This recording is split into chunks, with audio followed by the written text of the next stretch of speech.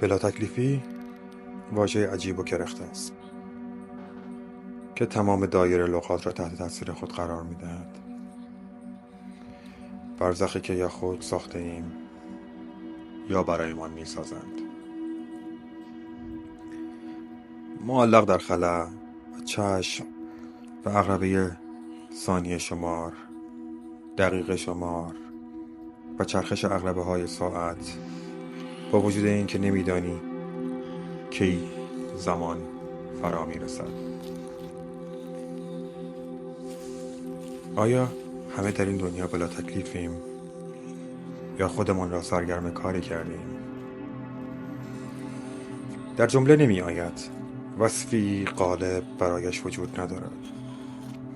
زبان قاصر است از توضیح آن، برای فهمیدن آن. فقط شاید اگر اهل درک باشی بتوانی.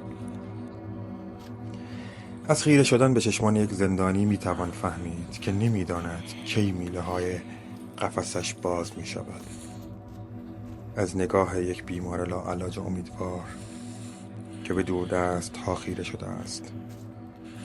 از پشت قاب پنجره بیمارستان، از چشم‌های منتظر پدری، مادری در خانه سالمندان، از حرکات پرکلافه یک مادر که فرزند خود را راهی یک سفر دور دراز کرده است،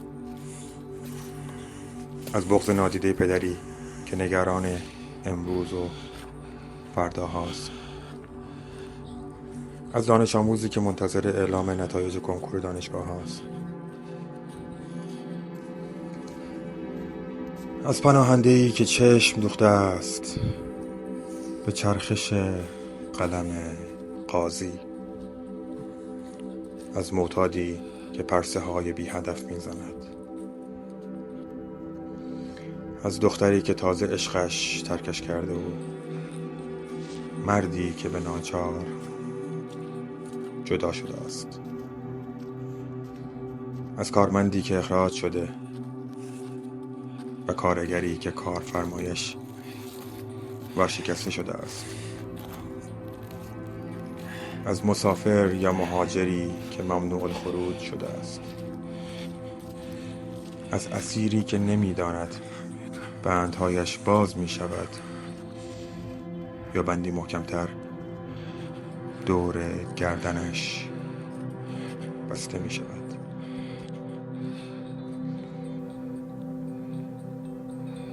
از مسافران کشتی که ناخدای بی خدایش کشتی را در اقیانوس رها کرده و فقط خود را نجات داده است. از جوانی که منتظر وام است. از هنرمندی که منتظر مجوز کار است و از کارآفرینی در انتظار یک امضا. از مردی که حقش را نامردی ناحق کرده است. از آخرین اسکناس داخل جیب. تکلیف و سرمشق زندگی ما از کجا آغاز می شود؟ کاش همچنان کلاس اولی بودیم و هر روز پر بودیم از دلشوره املا. بلا تکلیفی یعنی ساعت‌های پیش رو، یعنی محدودیت، تحمیل.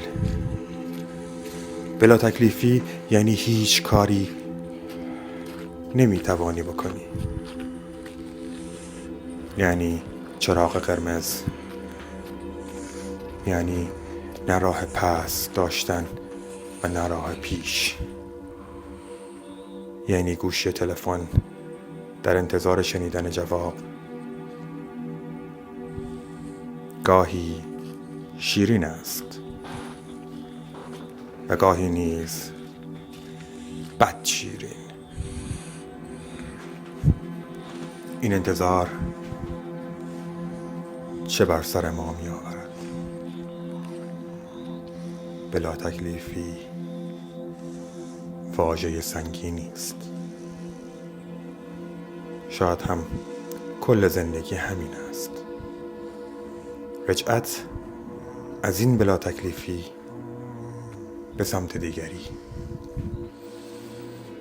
یعنی هر 8 ساعت یک بار، یک عدد صبر و یک قاشق امید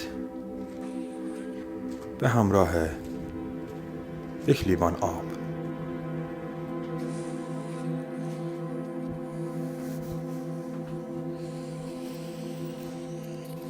متن صبور از کتاب میخ، نوشته سعید جمالی.